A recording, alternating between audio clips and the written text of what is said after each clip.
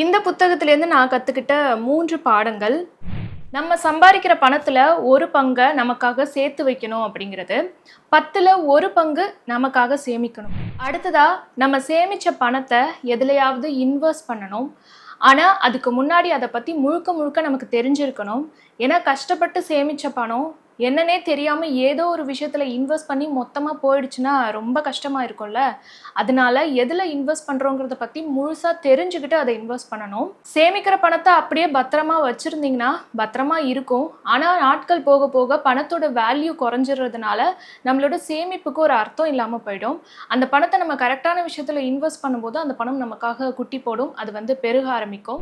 3வது, செயல்படுறவங்களுக்கு தான் அதிர்ஷ்ட தேவதா உதவி செய்வா அப்படின்னு இந்த புத்தகத்தில் ஒரு லைன் இருக்கும். எதுவுமே பண்ணாம சும்மா உட்காந்துக்கிட்டு எனக்கு அதிர்ஷ்டம் இல்லை, அவனுக்கு அதிர்ஷ்டம் இருந்துச்சு அவன் ஜெயிச்சுட்டான் அப்படின்னு புலம்புறவங்களுக்கு அதிர்ஷ்ட தேவதை பக்கத்துல கூட வரமாட்டா. யாரு தனக்கு வேணுங்கிறத அடையறதுக்காக செயல்படுறாங்களோ, கடுமையான முயற்சியை போடுறாங்களோ அவங்களுக்கு தான் அதிர்ஷ்டம் அடிக்கும்.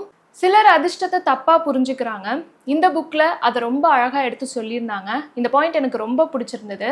இந்த புத்தகத்துல இன்னும் நிறைய இருக்கு. இந்த 3 விஷயங்களும் எனக்கு ஹைலைட்டா இதுல இருந்து நான் கத்துக்கிட்டது.